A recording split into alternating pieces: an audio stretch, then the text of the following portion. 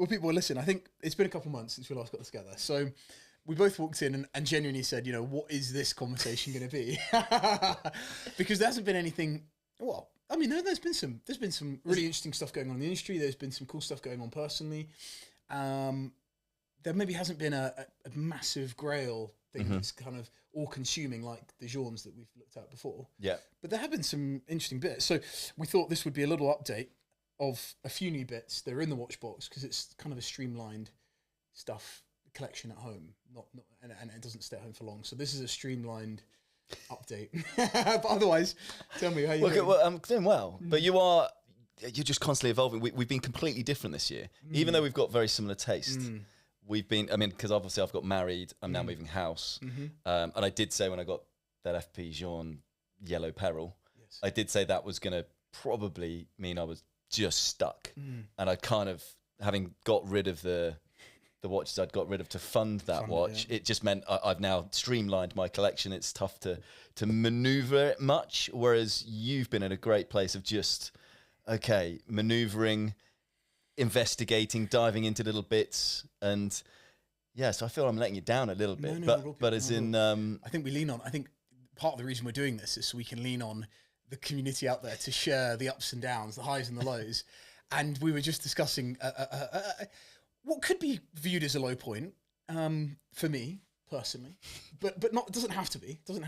We're talking about a watch that I did a video on actually on the channel on YouTube very early on, a couple of years back now. And I shot it in my bedroom.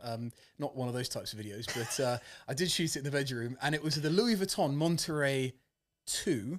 Was it the Monterey 1? I think it was the Monterey 1. And I just felt compelled today, because someone had made me such a significant offer privately on it. I just... I felt compelled to share that publicly, which I did. And for anyone who's not seen it, it's a very odd little 36mm ball-shaped green ceramic watch from Louis Vuitton that I won at auction 3 years ago now for 150 quid. And I still remember the conversations I had with friends when it arrived, and showed it to one guy in particular who, on the photos, just didn't get it at all. He just hated it. But then when he saw it in the Meta, he was like, wow, there's a lot here. There's a lot of design here. Very difficult to read. It's incredibly busy on the dial. Very difficult to read. And anyway, wore it for a little bit, but it wasn't really me. I mean, it was very small on the wrist, the way it wore. It was quartz. It just didn't feel like it was me. And I have got a very difficult issue to deal with, where if I'm not wearing something frequently, then I am almost, there's a switch that turns in the mind where I'm prepared to move on from it. And so that switch turned. And plus I was like one of those months where I've spent too much on all sorts of things, weddings, travel, stupid things, clothes, watches for sure. And then I was like, no, I just need, actually, God, the Amex is just overflowing. I'm being charged interest. I was just up to my nuts and up to my eyeballs. And I was like, oh God, I need to just get some. So I sold it for just shy, I think, of $2,000. And anyway, you know, I knew they were rising. You know, there was a bit of a hype behind them with people like Tyler, the Creator, and Mr. Enthusiast, and James Dowling, the Mr. Rolex, and others on social, and Jean Arnaud, of course, these young CEO of Fabrique du Temps. Tell me what my French is like. And you know, people were asking, and I could see the price going. I was following one on eBay the other day. It got to about $6,000 and then got pulled. And didn't mention it to Tim or to Tom, some friends of ours who are interested in the watch. And I thought I'd just keep an eye on it, and it disappeared. And word on the street is that in Japan, they're going for upwards of $20,000 now. And I was offered something very close to early 20s, £1,000. And so to me, it's just one of those things. I'm at ease with it, as much as I don't look like it. I'm at ease with it. I've accepted it. I've moved on. I don't look at her photos anymore online. I don't message her inbox anymore. I don't look at the DMs. I'm just going to say that this isn't water. This is Justin's tears from just before we got on air. I'm okay with it. Because the fact you keep saying that over and over again. How many times have you said that? Is that when you're breaking up? You're crying. She's not. You're like, I'm okay. Well, as I said to you before, right? Because I knew who ended up with it. Yeah. And we had a conversation. And look, with what you do with your buying and selling of watches, I usually think, you know, you usually get it right, or at least I completely understand your reasoning. For that one, just because, and look, I think it was the price as well. Like, I thought it was such a unique piece, and I think was what's happening with Louis Vuitton, what they're pouring into watches right now. I just thought it was so quirky, so fun, nothing else like it. And I just thought, for the sake of 2,000, which now, you know, it does sound, look, that is a lot of money still, but is in, for what you have in your collection, that's a little dent. And it's like, I was actually having a conversation about, you know, the Chaumet that I own. You know, that was my first big watch purchase. I don't wear that much. And so it's there in the collection, as you say, and I understand that itch. But then I'm like, what can I get for that? As in, probably about 2,000, probably similar sort of thing. And then I just go, for the sake of 2,000, okay, look, I might need that at some point, but it will stay in the watch collection because it is still that. Okay, that was a big part of the journey, so it will stay there. And I just thought with that watch in particular, I was just like, did you really? So I was saying to Tom and just saying, what? I cannot believe you sold it for that amount. Not even for that amount. It was more just, you don't see those. You don't see them anywhere. And so, and I mean, so now, what would really hurt is if we found out how many were made. I suspect very, very few. I mean, I've got a watch here today, which is not of that level of interest, but it is very interesting in the fact that less than 200 were made. I think like 150 were made a while ago, a long time ago. And it's got a really interesting backstory. And I'm tempted to sell it. But the reason in my mind, it's very similar to Louis Vuitton, is there isn't a market value for it. There actually isn't really a good price out there for it. You haven't got an idea. There's no anchor out there in your mind as to what you can get for it. So that Louis Vuitton, honestly, the mindset, this was kind of before the whole Louis Vuitton thing kind of really blew up. I was thinking, God, how would I actually sell this? Because there really isn't, you know, I mean, Tim, who bought it ultimately from me and then sold it again, I kind of gave him that number. I gave him that number. I said, hey, I'm looking for two. Something like I'm this. looking for two. And I think he was like, I'll take a punt on it. I don't think he really knew. So we're laughing about it now. But look, you know, people, I think that honestly is one of the key elements. And that's what I said today is it's an element of why this collecting thing is fun. It's certainly not the reason we're in it. But what I think is really fun about this is you get something new and then you do the research on it. And that's what I will share about this one here, and I had with Louis Vuitton, I learnt about Gaia Olenti, the woman who designed that watch, because I knew nothing about it before. And then they did a world timer in white gold, but another fella was offered £50,000 for some. So it's really interesting, and the money's just that sort of adds the fuel to the fire, but really the fire was there already. And we were having this conversation the other day about, you know, money and watches. You're supposed to not talk about it, as in it's almost a bit of a, as in there's a sort of, and for me, that it makes the story great in terms of how much, but it's also the story, you've got it for 150 quid in the first place. I know. So like, it makes the story great, but it also, that watch was I'd never seen anything like it, and you know, you see a lot of watches, and so that it was more from my point of view, why are you selling that just for £2,000? I wasn't thinking when I was saying to Tom, going, what have you done? I wasn't thinking that's worth 22 grand. I was just thinking, you won't ever, there's nothing else, you won't ever get hold of one like that. And that's the really interesting question I'm asking myself a lot more around the collection these days is, find me another one. That's the quote I keep telling myself, is find me another one. And that might be, you know, because it's something like the Elegant, which is just, they are available, you certainly can buy them. But, you know, it's different as well. Even something like this that we're holding here, this one we're talking about, this Roger Dubuis, you know, I don't think I've not seen one online. I did all the research I could, couldn't find one at auction that had sold. I don't think you'll ever see another one, I can't imagine I'll see one in the next year or two or 5 years. So that's interesting. That's the thought. Now that you touched on FP John as well, just to link this story together, went to the new London boutique, went there with you initially, and then went there again to actually try and switch a strap for this, and managed to not find my grey strap because I was like, it's winter now, but I've had to, that's why I'm still dressing like Waco. You wanted to change way if you're watching that. This combo today is inspired by you. I was thinking, well, with that strap, I have to do something with it, as in, or it was white t-shirt, but anyway, but no, so as I was there, who walked in? Mr. Jean.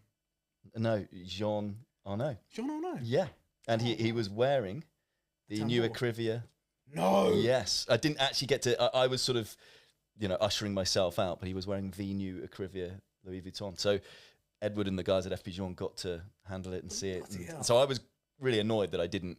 But because I don't know the guy, I didn't want to just sort of go, hey, can I have a look at that, please? I was like, thanks. That is brilliant. Well, thanks for saying so there you that. go, yeah. If I'd known about him offering 22k, I would have slapped him and said, what are you doing offering him that? What was he there for? Don't know. I thought it was, I was being English again and just thought I wouldn't That's what ask. I'd love to know. I suppose he was just checking out the new. Because you've no doubt watched the Talking Watches with him. Mm-hmm. And he's got the Octo Reserve Homage, isn't it? Yeah. Which is what I would love. Yeah. Next, I think. But then again, the problem is, I got sent another Sportline today, the black Sportline version of yours, okay. but non-chronograph one, just the time only black. Mm-hmm. And Tim's always teasing about these things. He had one for sale. Anyway, that's a side note. That's a side note. It's funny with that. But by the way, because someone asked actually, is that because there was one popped up on Subdial? Just to confirm, that isn't mine. It's in the safe. It's in the vault. This has got switched around. So I'm now like, I wish I'd been able to wear that just to prove. Yeah, look, it's still mine. But yeah, I mean the reception of that, both in FP Journal and went to Subdial event, went to Gerard Perregaux event, and everyone who sees that watch in the flesh, the reaction is like, this is so much cooler. I was with a guy at FP Journal. Your one. My one, yeah. And I was with a guy at FP Journal, and he was like, I never would have considered that. I saw 44 millimeters, thought no chance. And then, when you hold it, when you feel it. So and that links nicely to that point, there wouldn't have been many made, I'm sure. And I've actually had an invite from Jean to go and see the dial making facility. Did you? I did. I went. Yeah, in the case, because they make in that facility. They still make a bit of Laurent Ferrier. They make a bit of Gaultier as well. They make a bit of Roman Gaultier, and they make so they make a few other independents. Are there and a few Vacheron, I think, as well. Vacheron, I did the dials for a long time. Yeah. I was talking about the Roman Gaultier C, the sports watch. Did you see that? I did. Were you Tom. impressed? So TG, Tom, a friend of ours, he just bought this Roman Gaultier. Sorry, we are drifting all over.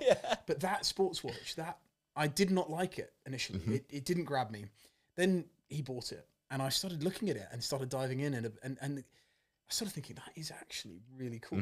Did you think it was cool? I thought it was very cool, as in, the finishing, even on the case back in terms of, but the size, again, it was similar. It reminded me a little bit of the FP Journal because, again, it's how light it was and how thin it is, and then just how great the movement is. And again, it's that stealth, you know,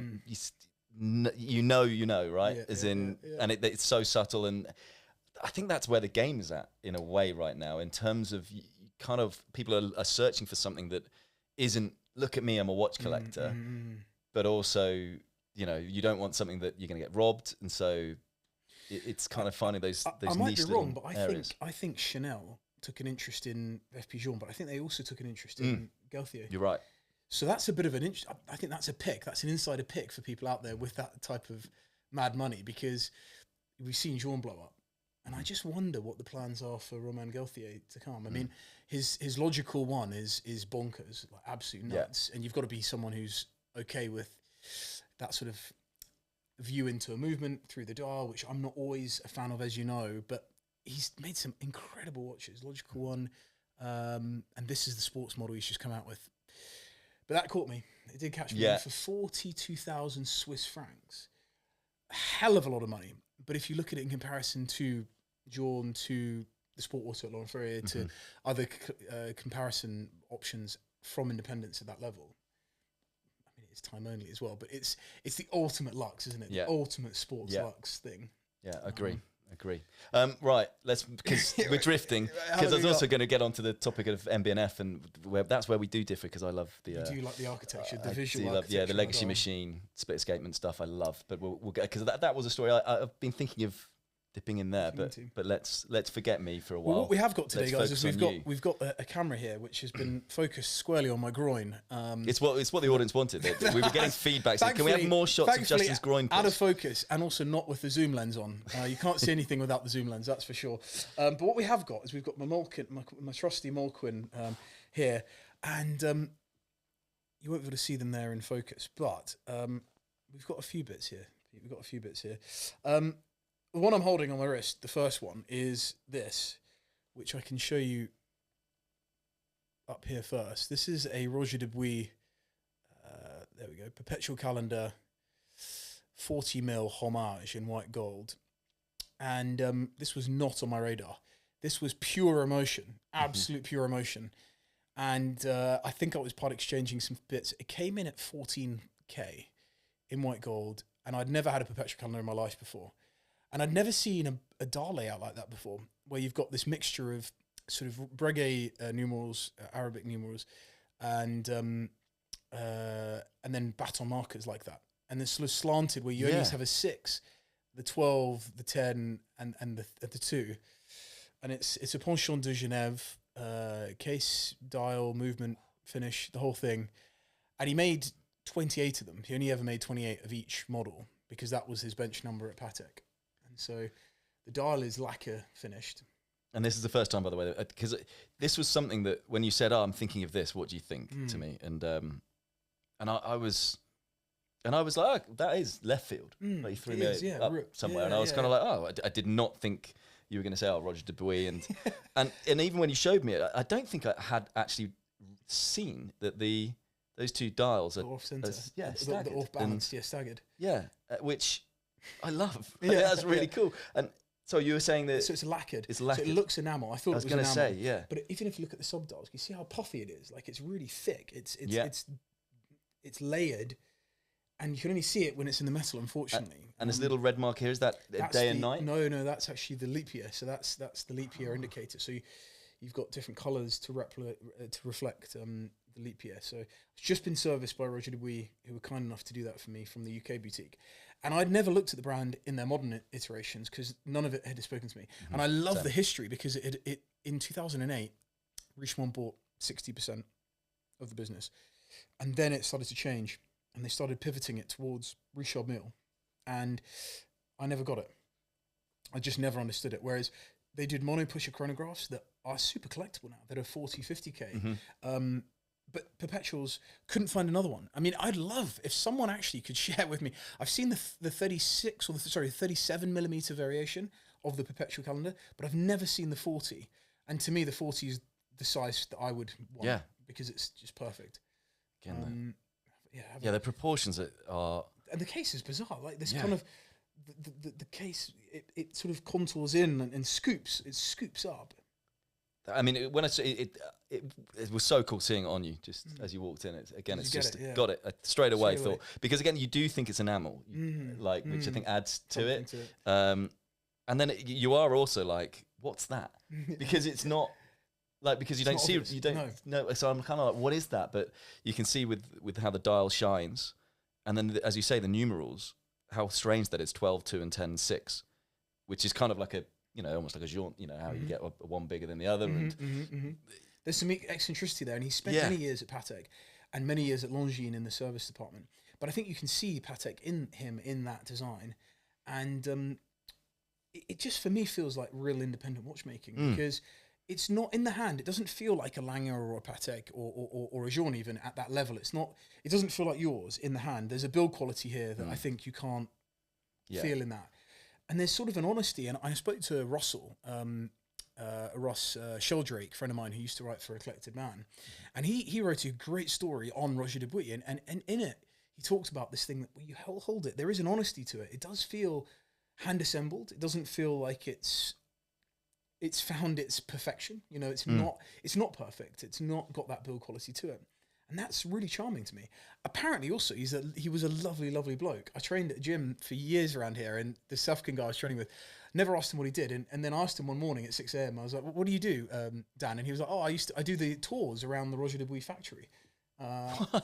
His dad also happened to be the finance director for Richemont, so he's on the board at Richemont. So he's been in the business for a long, long time, but he said Roger Dubuis himself was a lovely, lovely man and sort of lost heart when the business was bought out and he became a bit of a puppet and lost the passion for the business a bit. But apparently a lovely man, always used to say hello to everybody, respected by everybody, and that makes me appreciate the watch even more. Yeah. And that's the thing, as you say, because of the modern iterations, it has lost a... Yeah, it does. Again, for me, it doesn't draw me in. No. Look, I'm sure hopefully there'll be a time where something does, but that's where it's so. Again, I know I always use that word quirky, isn't it? There's so much, and you use the word charm. There is a lot of charm so much charm to this watch because there's a lot going on. There is. And as you say, it's not like that because it's obviously gold movement, the heft of it, and that just oozes class, and almost to a point where I'm a bit scared with it sometimes. But whereas this does feel like, oh, you can have a bash it about a little bit more, totally, which is great. Yeah. Anyway. So that's the Roger Dubuis there. Right. I didn't see it coming. I can't necessarily explain it. But I think quirky is probably the word that I'm thinking about more and more now. And I'm so gutted that the LV's gone because it was fucking quirky. And in many ways... That was extreme quirky. What is the collection? The collection should sort of reflect you and who you are and where you're at. And I would say quirky is where I'm at. So we've talked about the elegant a lot, but I'm loving it. I think we've got it on a new strap to the one that... Is it? Oh, God. It is a new strap because you've got an orange, which I have orange, and orange. Orange is my favourite. Yeah. Well, green actually is my favourite, but the green I had was too small. So I can't talk more highly of this. I have done a video on this puppy, and kindly people were positive about it. I think there was a little bit of negativity because of the wildness of it, because it in many ways doesn't make sense. It just does not make sense. But I've worn the hell out of this watch, and it is the watch of summer 2023. I will forever remember this watch. Look at the scratches on there. I'm so proud of those. But that's the thing with it. Look at that. You can wear. This is the watch. There was a year. It was when it was just before COVID, 2020, maybe 2021. I just didn't take it off. Didn't take it off. It was just there all the time, and so almost every single photo of me. And because it was an orange band, and actually, it's funny that you've got the orange because Ali, my wife, because it's tucked away in the vault. Ali, my wife, said, I miss that orange band. She loves the orange band. So and I think it pops. I think every collection, now I've thought about it now, because we were discussing, guys, and we can continue it now, but the idea of what a collection should encompass, or what it could encompass. I mean, God, no one needs any collections of any kind, for fuck's sakes. But if you were going to have an ultimate collection, which for some buyers, some collectors, some lovers out there, I'm sure gets in your head a bit more than it does for others. And a friend of ours, Jake, was very keen to say, no, that could never be alongside that because it just wouldn't have the balance. And it's not like you're looking at the balance of one watch and saying, this one watch has to have balance. It's like, no, the whole collection has to have balance. Yeah. So anyway. But to finish on the FP Journe, I was telling you, fingers and toes crossed because they do a black dart now. Yes, I was told might be able to get one, but they've also done a couple of new straps for it, and one of the new straps. You might be one of the few got pink, and I think light pink with black dart, with a black dart, man. As in, I come from surf country, so that's like that as a surfer, just wearing a t-shirt with your pink dart and black dart. You might be one of the only guys in the world to have that was amazing. The titanium version, white dart, titillite, both in titillite, and the titillite, both, But anyway, there we go. Right. People, so here we go. Another one, another real road purchase. Now, I don't want to give away too many secrets, but there's a website called the Sale Room, and it's where I bought the Monterey. This dial is much nicer because it actually is so flat that you can really see. And basically, you get local auctions popping up, and you see watches pop up. And I love when I see something unusual I've never seen before. So that's what happened with Louis Vuitton, and that's what happened like a couple of weeks ago with this thing, which is the Edison Electronic. Right. This is a watch that effectively came before the quartz crisis. It was being developed in the 60s by IWC with Hamilton and others. It's got a tuning fork mechanism, so when it's working, it's got like a humming, but you can absolutely see the design is of the era. It's this very chunky, sort of blocky monoblock case. Actually quite beautiful, very big. Leather strap is that as well? It's kind of like it's not, I don't think original, I have to say. But isn't it just for that sort of leather watch? But it's interesting. It's the same it's the same crown work that's been done here with this Baltic, where they've sunk the crown in to the side of the case, so you have to dig it out. But yeah, it's very odd. It's German date window. And it's got sort of a black disc in the middle that could be sort of lacquer. I think it's lacquer. I love the old IWC logo underneath the scrolled logo. It's got double logo, really. It's a double logo. And I did some digging on it. Spoke to the guys at IWC. They were kind enough to send me an extract from a book that's coming out. And there was 150 of these made. Not PVD or ceramic, but a sort of hardened material. I think it's steel, but then it's been coated in a very scratch-resistant hard material, not PVD, as I understand it. And that's pretty much it. And I think it was Hamilton that pioneered this caliber, this tuning fork caliber, and IWC took it on. But it's a big watch, you know, for the era. Everyone knows you're wearing that watch. Everyone knows you're wearing that. Yeah. Is that not punchy? I mean, it's quite a statement of design. Like, it's modernist, right? 70s. Yeah. Have a look at that. Yeah. I mean, okay, someone going to offer you 22K for this. It's time. If anyone's got any good offers on that Edison electronic, please do leave a comment in the. So, what is an Edison electronic? So, how's this? It's quartz, powered by quartz. Yeah, and it's a tuning fork quartz. It's not quartz though. It's a tuning fork movement, they call it. Okay.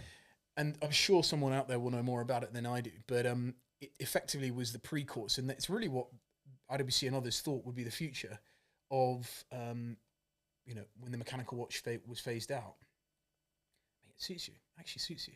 I mean, as you know, I like funky. I like quirky. I like difference. Because I do find so many times with watch industry, it's like, oh, there's another.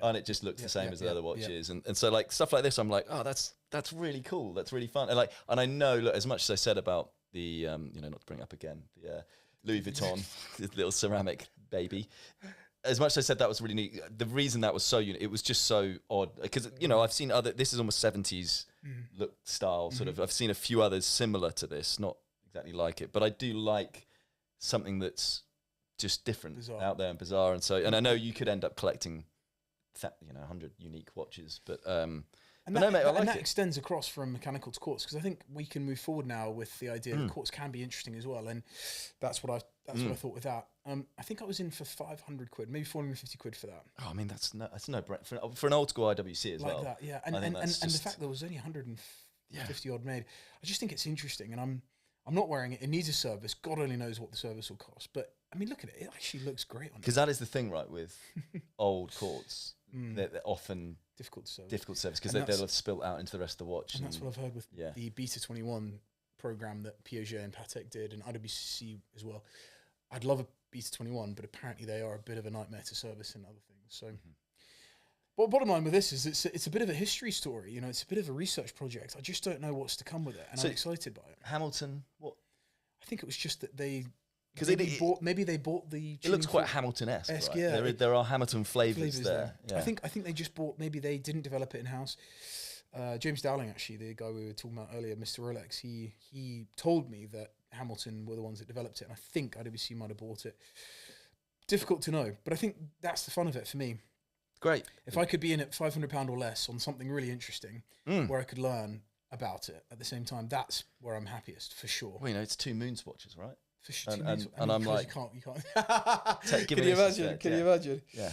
Not that there's anything wrong with moon swatches. No, not at all. Just, but yeah, for me, if someone's wearing that at a table, I'm going to go up. If someone's wearing a moon swatch, by all means, I might, because moon swatch, you go, okay, they've got an interest in it, but it's similar to someone wearing a Rolex. You're never quite sure whether they're just wearing a Rolex. I've seen a lot more moon swatches actually on people's wrists in the wild, which. But that's what makes it great, right? It's cool. I mean, we had a chat about the Hodinkee, John Mayer, and Ed Sheeran. I didn't particularly love it as much, but but at the end of the day, it's going to bring more people to watches. It's going to get more interest in watches, and that's what Hodinkee wanted to do. That's what and that's just great because you have more. Then you see more watches around, and you have more conversations with people. Well, I think it's had almost a million views, which is interesting. In such we'll get that similar. We're around there, right? We're around there. Well, we just to see Justin's tears on the Louis Vuitton. Maybe the cover of this should be tears. The tears of the Louis Vuitton in the background. Right, people, here we go. Right, so what else? What else? I'm excited. Well, we've got an IWC again. So I've actually sold. I have to say, talking of other things that I've sold, I sold the 3705, which was the ceramic version of this watch. Came out in 2000s, and it was the first pilot's watch ever to be made in ceramic. IWC pioneered it. And at the same time, or very soon after, they did a steel version, which was this one. So this is the 3706. And what I love about this watch is this is 39 millimeters.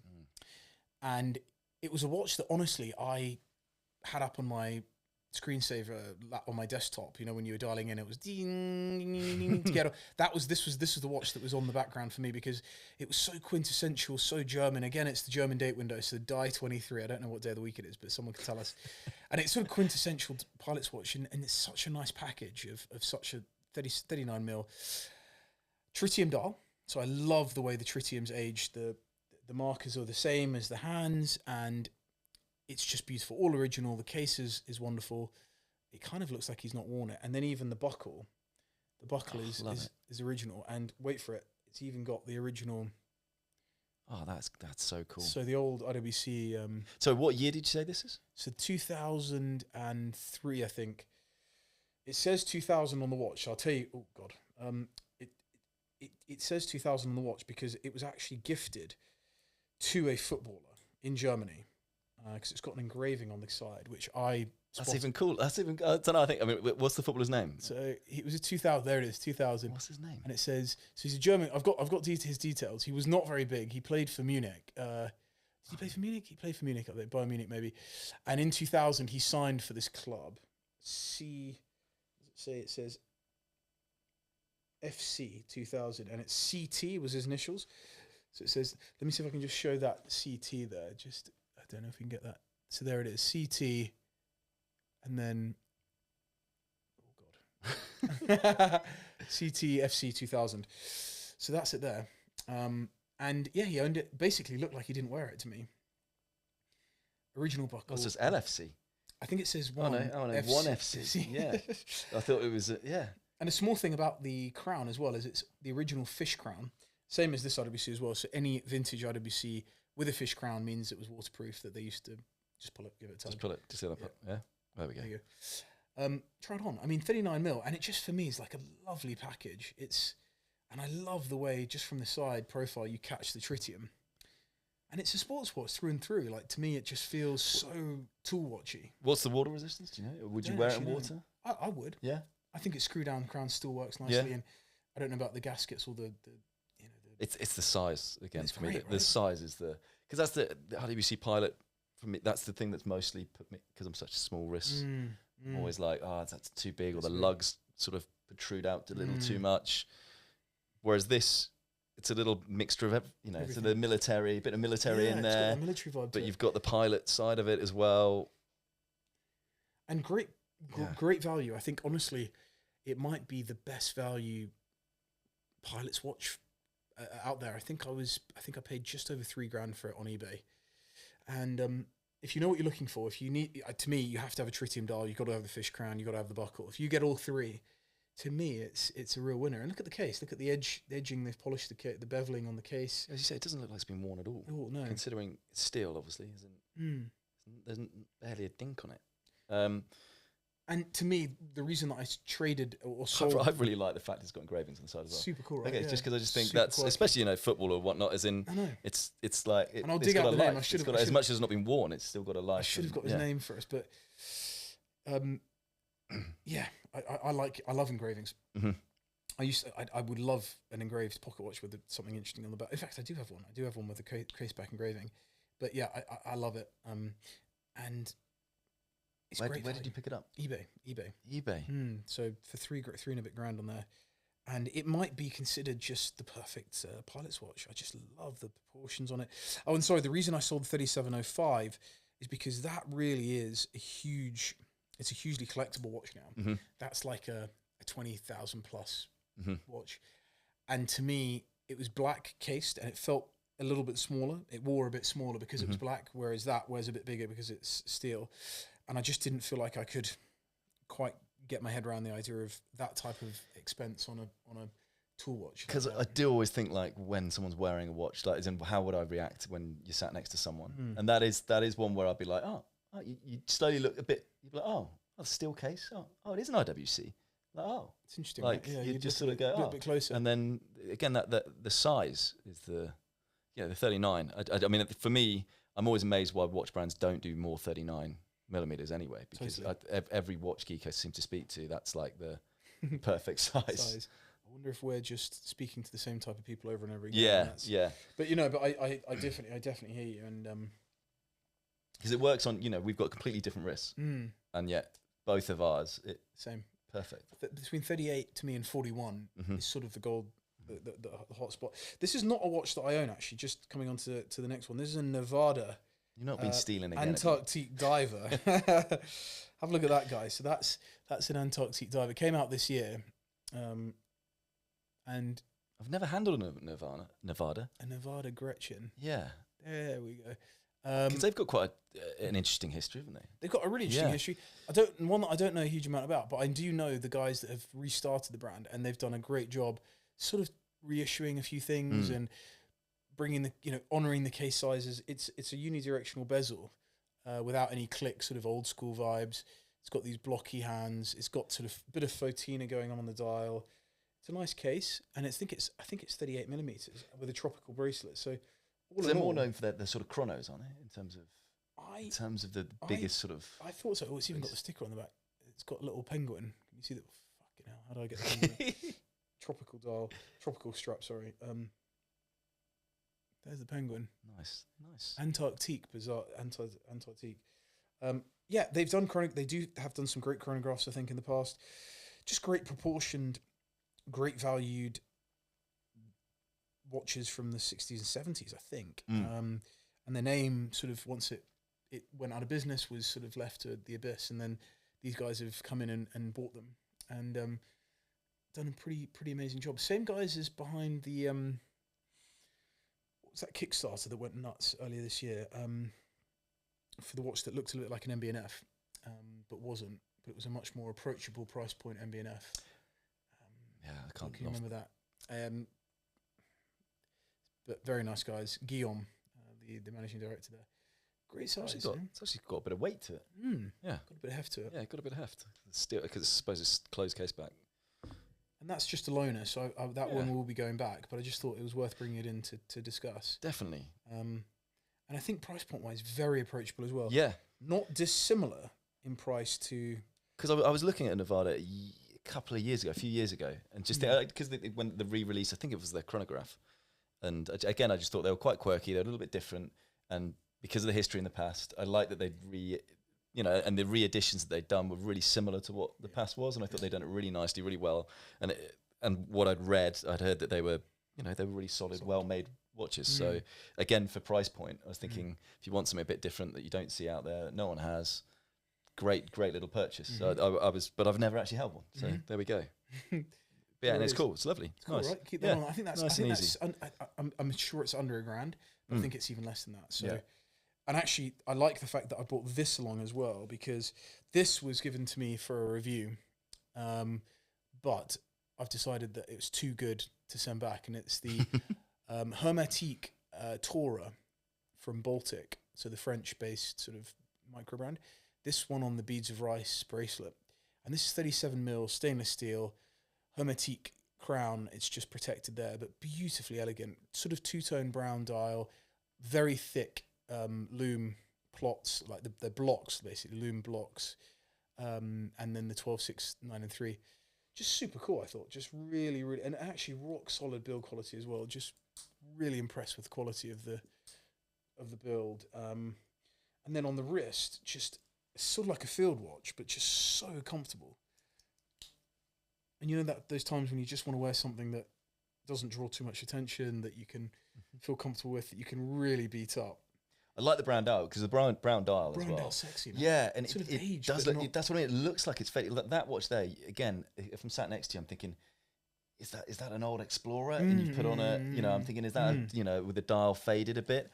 And I'm not normally a bracelet guy. Certainly not a Beads of Rice guy. And also, it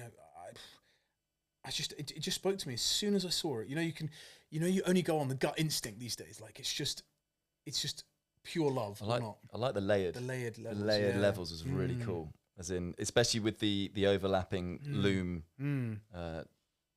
beacons and whatnot. And also, again, I like how the 12, 3, 6 and 9 stand out. Yeah, I've not seen that before. It's funny enough, actually, the Roman Gauthier C does something very similar. So it's solid blocks of loom, and it's sort of a 3D effect. And how is that in the loom? I've not seen that one. I've not seen it because it looks like it should be really cool and stand out. And Oh, sorry, this 3D. is punchy. This is punchy. Yeah. I did Yeah. go in the cupboard and actually saw it. And don't worry, I'm out the cupboard now.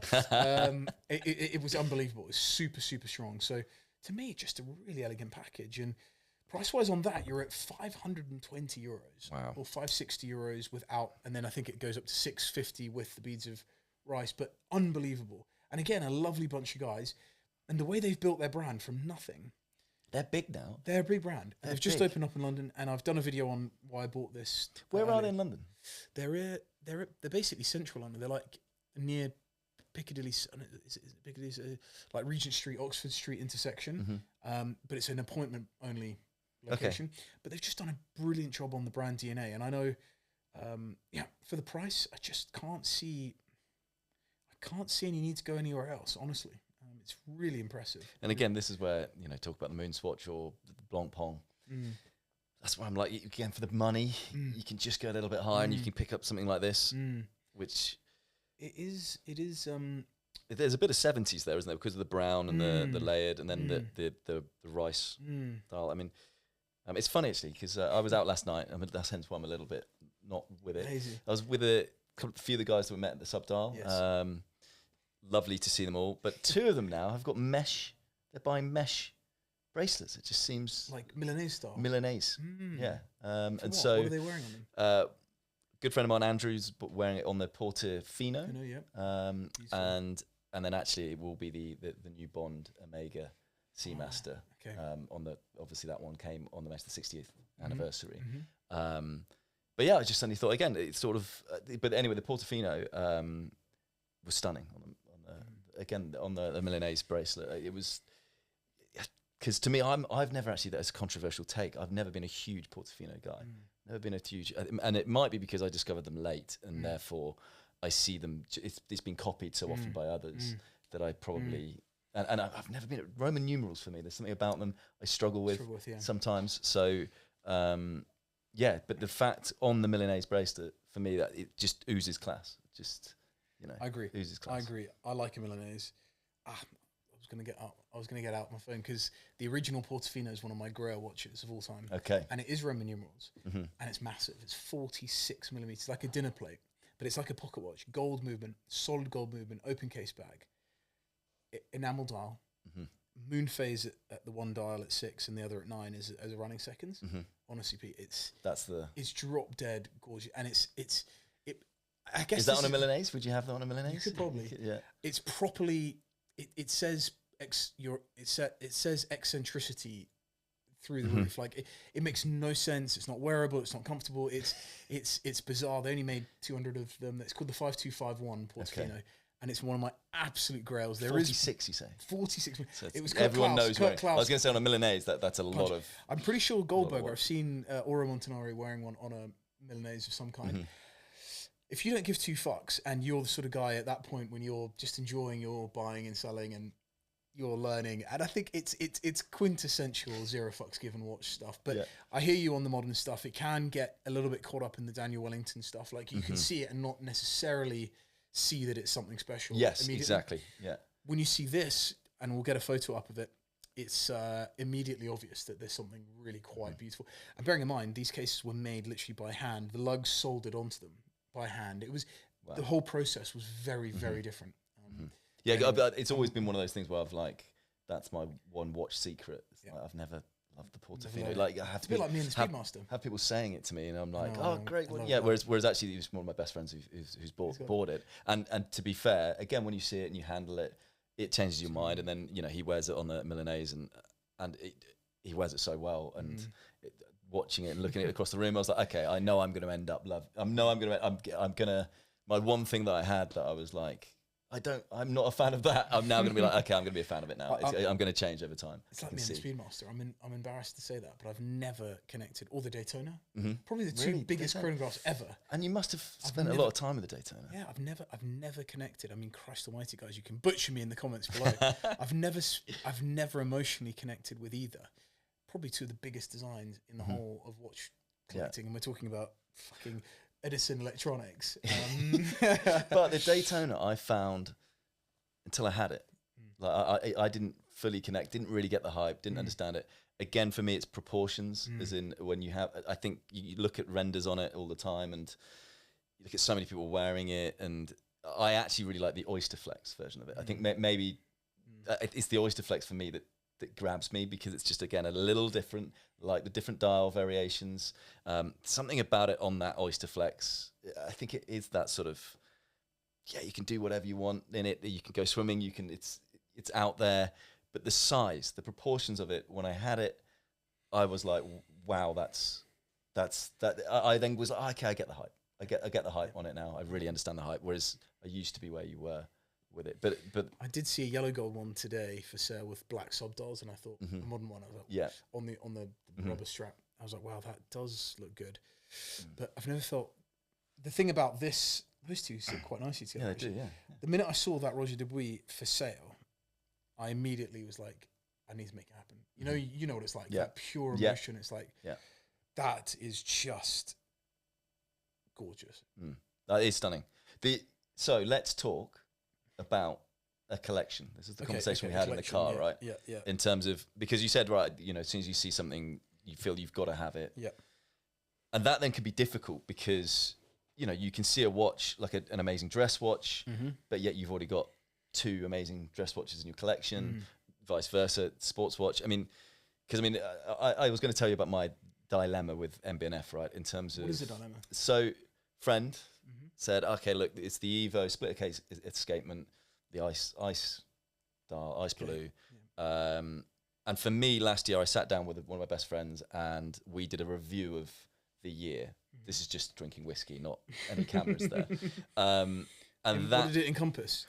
So it was the 5 favourite watches of the year, and just Grail watches and things like that. All the sort of geekery that I think it was like 10 questions I put down, and that for me, I think it was between that and the 16202, the yellow gold. Those two, vibe. Those two were like the 2 watches for me. I don't know which one I put top, but that I just love the fact that the MB&F Legacy machine, you could wear it swimming, and that's so cool. But also, I did love the ice blue. I know it became a very popular colour to have, and I loved it on the rubber strap because I think it's such a modern iteration in terms of what the Legacy machine does, and then you put it, on a rubber strap as well.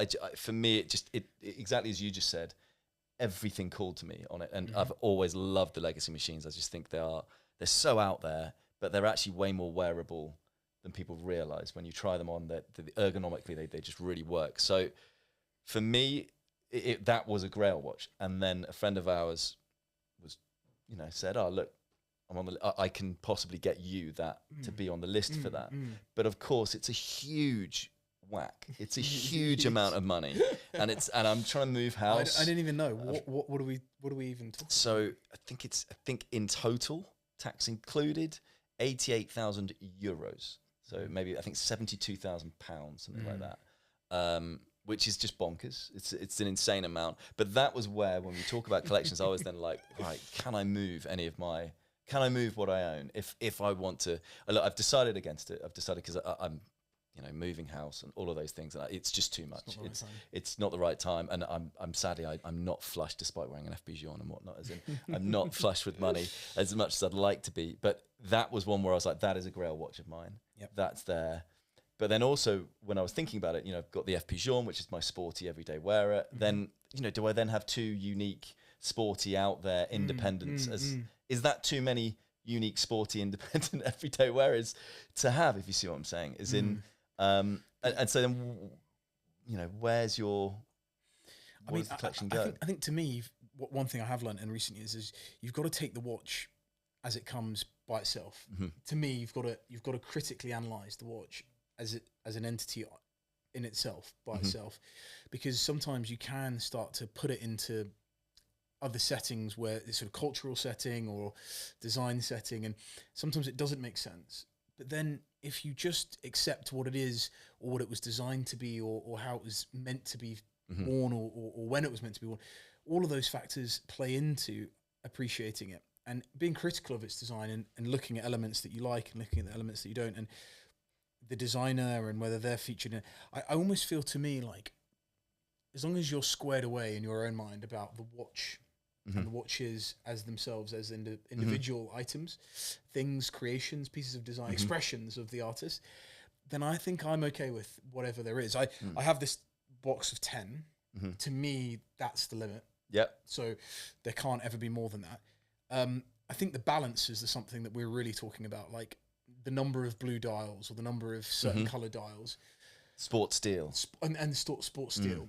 Or sports titanium, or sports watch, quite frankly. Well, that's the other thing as well. Obviously, that was titanianium. It's in the MBNF, and so I was like, oh, the yellow FP Jaune is titanium. So it's like, oh, I've got 2 titaniums. But as in, you look, I mean, it's not going to happen. But as in, it wasn't. I wasn't ever going to not do it because of, oh, I'll have too many of a quirky independent watch. It was that never really came into the factor. But certainly when I bought that FP Jaune, the yellow peril. Because I always, it's called Arse, is that or Arse 2? Because that's it's automatic reserve 2, because it was an updated version. What's his official I think it's automatic reserve, like Octasport. Okay. So I just find that there's just too much there. The yellow peril, which I can't say. But yeah, when I purchased that, I did sell, obviously, the Zenith. Yes. And I sold a couple of other pieces, but they were sporty pieces that I was wearing every day. And I've spent almost every day this year in that, because I thought, well, I can either wear an FP Jaune every day, or I can wear, a Zenith, and obviously when you then think about that, I was thinking, right, what's going to stem my wrist? What do I want to stem my wrist?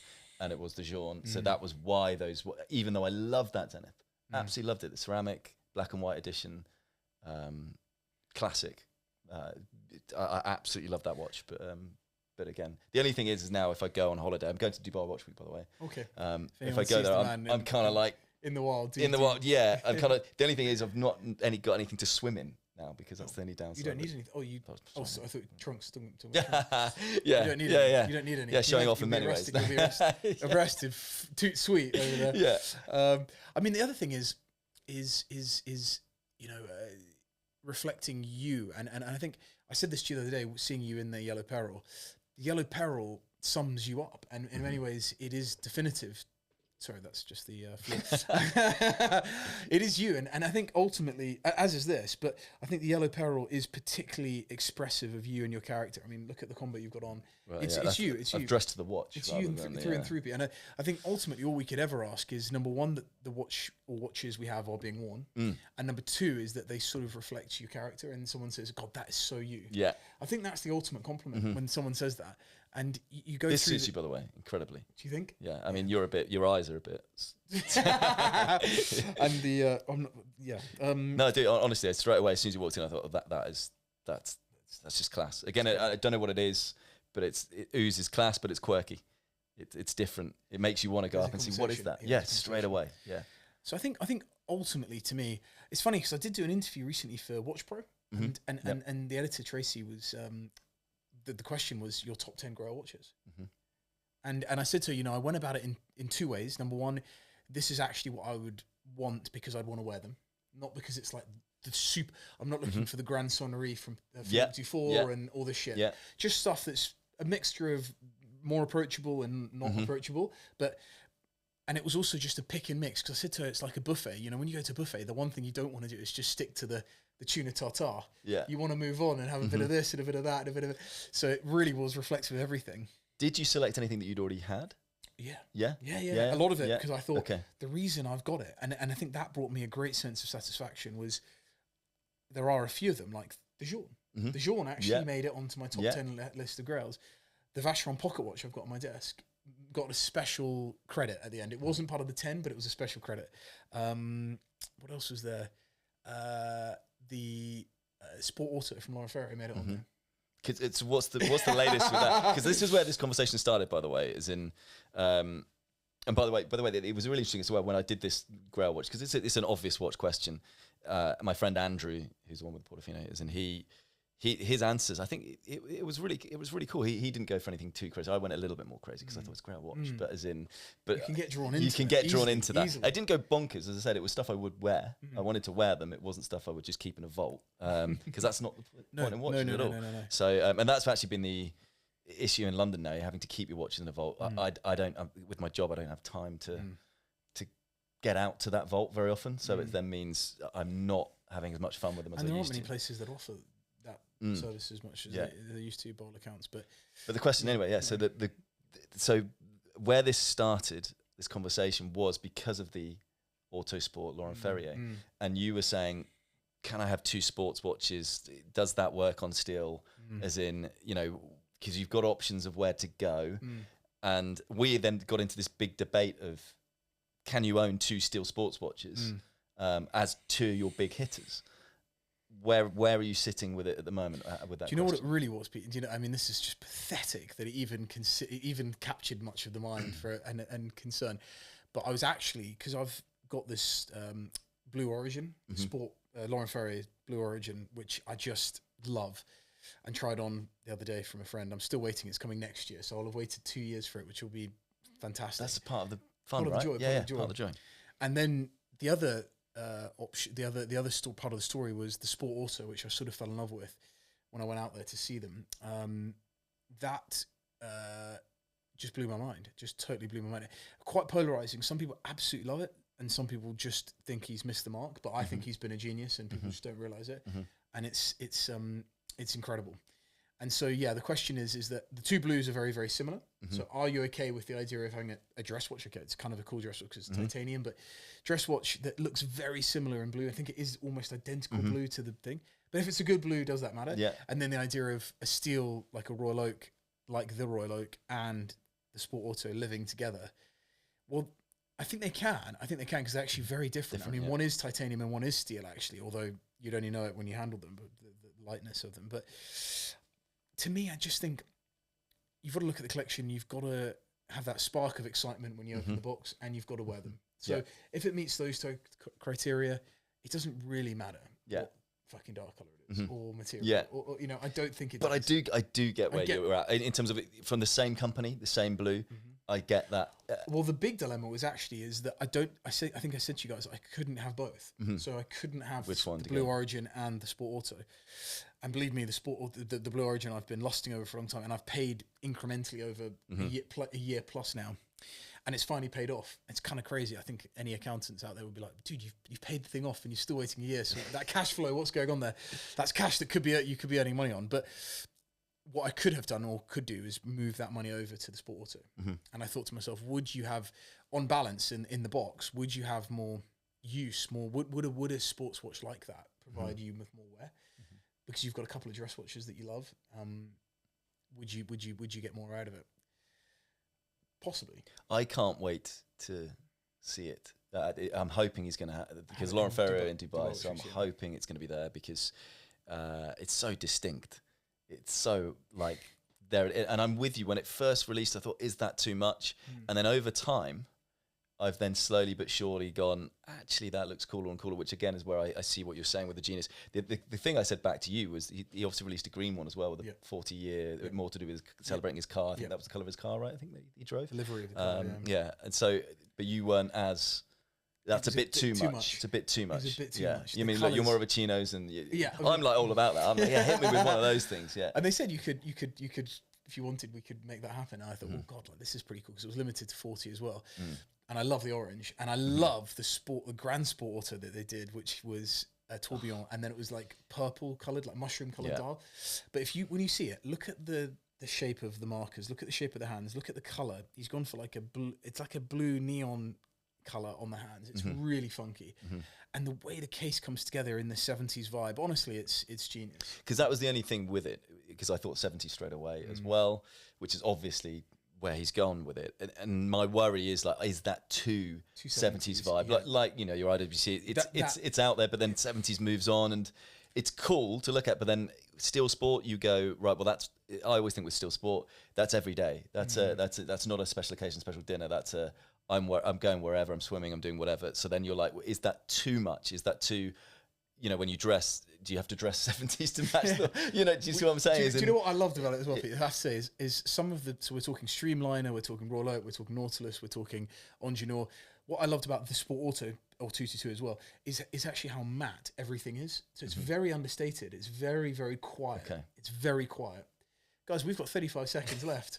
It's been an absolute joy to be with you today. And we could and will go on in future, please God, let us know about the subjects we've covered in the comments below. Yeah. And we'll see you next time. And apologies, it was a little bit, I mean, that was just a bit all over the show. Yeah. But let us know if you like that, or, I mean, we usually will be a little bit more specific, but yeah, something's going to happen Next soon. episode, what would you like to see? 10 seconds left. 10, 9, 8, 8. Thank you. Been a pleasure, mate. Cheers, boy. Cheers.